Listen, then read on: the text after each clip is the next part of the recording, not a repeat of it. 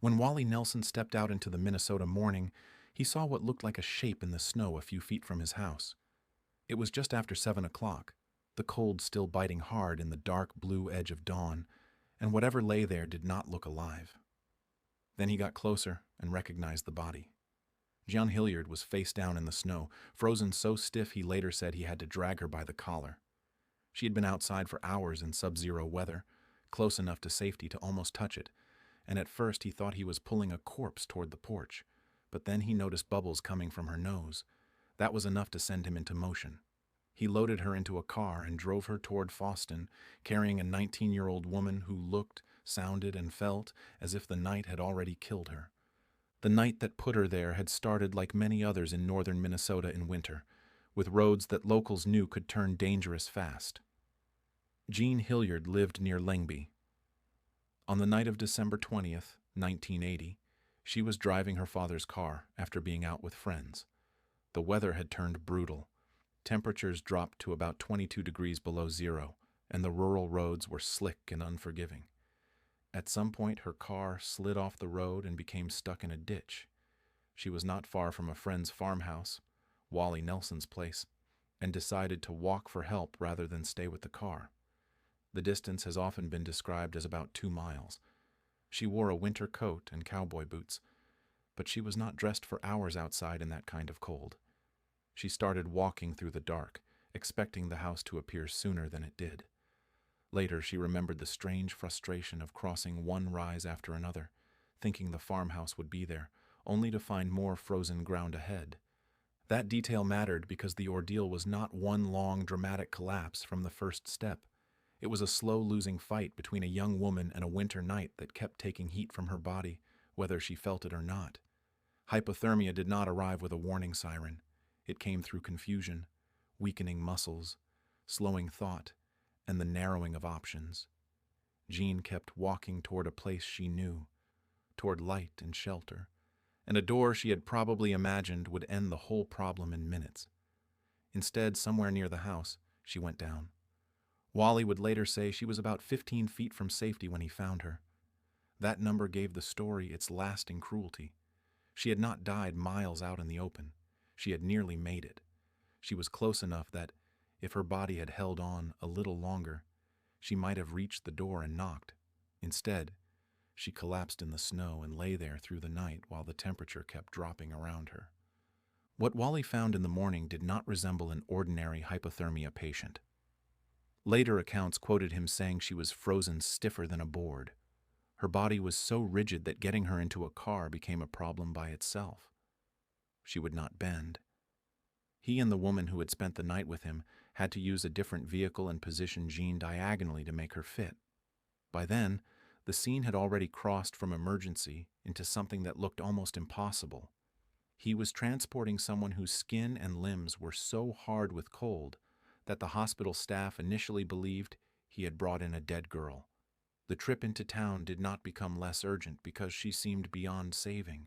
It became more urgent because the only thing worse than carrying a body to the hospital would have been discovering later that she had still been alive. At the hospital in Foston, the medical team faced a patient unlike anything most of them had ever seen.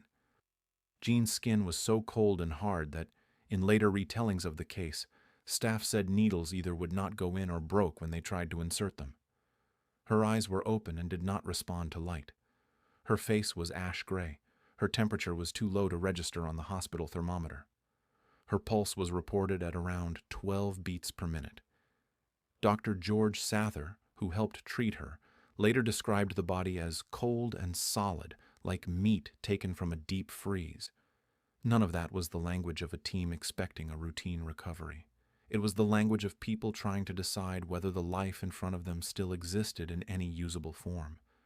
But the tiny signs that mattered were still there. There was a pulse. There was a faint sound, described later as a whimper. Those details kept the staff from giving up. They began to warm her slowly. This was not some dramatic movie thaw with instant results. At first, there was almost nothing to see. Jean did not sit up. She did not speak. She did not suddenly come back to herself. The medical team used heating pads and blankets and watched for any change at all. The hours would have felt long because every minute invited the same thought. Maybe they were only warming a body that had already passed the point where it could return. Then, after 2 or 3 hours, something started to happen. The reaction was small at first. Her body began to respond. By mid-morning, she woke in spasms. By noon, she was talking coherently. The turnaround was so abrupt and so complete compared to how she had looked on arrival that even the doctors treating her struggled to explain it. Sather later said plainly that he could not explain why she was alive. That was not a flourish for reporters. It was the honest reaction of a physician who had seen what came through the door. The recovery did not end in the emergency room. Jean remained hospitalized for weeks, under observation and treatment, because surviving the first hours did not mean her body was finished paying for the night outside. Doctors feared severe long-term damage. There was concern about her legs. Frostbite looked bad enough that amputation was discussed. Brain damage would not have surprised anyone. A body exposed that long in those conditions, and presenting in that state, should have come away with something permanent. But the story kept moving against expectation. Jean did have frostbite, but she did not lose her limbs. She did not suffer the devastating neurological damage people feared. After 49 days in the hospital, she was discharged. The basic outline of her case was now fixed in public memory. A young woman found frozen almost solid in a Minnesota yard had survived and walked out again. That outcome was what turned the local emergency into national news. Jean appeared in newspapers around the country and became, for a time, a symbol of survival that bordered on the medically unbelievable. Some later summaries would overstate parts of the case, claiming she had literally frozen solid in a way no human body could biologically survive. Others pushed back too far in the opposite direction, talking as if it were just an ordinary hypothermia incident made sensational by tabloids. The truth sat in the harder middle. She was not a block of ice in the cartoon sense. But the clinical and eyewitness details were extreme enough on their own. Hours in 22 below weather, collapse within feet of safety, a body so rigid it had to be maneuvered diagonally into a car, a temperature too low to register, a pulse around 12 beats per minute, and an almost complete recovery after hospital treatment. Those facts were dramatic without needing to be cleaned up or exaggerated. What made the case stay with people was not only the medicine, it was the shape of the human story underneath it. Jean had not set out to test herself against wilderness or to survive an expedition gone wrong. She was not a mountaineer trapped in a whiteout or a hunter lost in the backcountry. She was a teenager on familiar roads near home. That closeness to ordinary life was what made the event feel so disturbing. The danger came from routine. A car slid into a ditch. A walk to a friend's house seemed manageable. A Minnesota winter night took control from there. That is often how the worst cold injuries happen. People do not always die in heroic places. Sometimes they die near driveways, in ditches, a few steps from a back door. Jean survived what kills others in exactly those conditions, and that survival made the line between ordinary inconvenience and catastrophe look terrifyingly thin. Years later, when journalists revisited the story, the people around it still sounded stunned.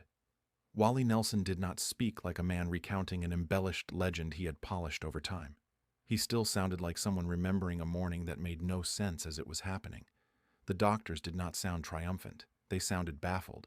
Jean herself described the experience with the strange flatness common to survivors who lose part of the event to unconsciousness. She remembered walking, frustration, then waking up in the hospital. The distance between what she remembered and what everyone else saw only deepened the unease of the case. To Jean, the night ended in blackout. To the people who found and treated her, it looked like watching someone return from a place the body should not have come back from. The case also became a kind of measuring stick in public memory for what cold can do and what, in rare cases, a human body can survive. Later, hypothermia experts and science writers pointed out that extreme cold can sometimes slow the body enough to protect it, especially if the cooling happens in a particular way. That did not make Jean's survival ordinary. It only gave a partial framework for understanding it. Most people exposed the way she was exposed do not get her ending. They are found too late, or they are rewarmed too late, or the damage does not reverse. Her story lasted because it sat at the edge of what medicine could account for cleanly. Even when experts tried to explain it, the emotional reality remained the same as it had been that morning in the yard. A young woman lay frozen in the snow in rural Minnesota, looked dead to nearly everyone who saw her, and still made it back. Jean Hilliard did not become famous because she conquered the cold. She became famous because the cold should have taken her and failed. That was what people heard in every retelling, from local papers to national television. Not a story about skill or planning, but a story about the body hanging on long enough for help to find it. It began in darkness on a rural road, continued through 6 hours in open cold, and ended with a hospital room full of people trying to understand how a girl who came in looking frozen beyond rescue could be talking by noon. The facts never stopped sounding unreal, even when they were written down carefully. That is probably why the story endured. It did not feel like a miracle because someone used the word. It felt that way because morning came, and Jean Hilliard was still there to see it. Thank you for listening to Horrifying Survival Stories. Subscribe for more stories of those who faced the impossible and lived.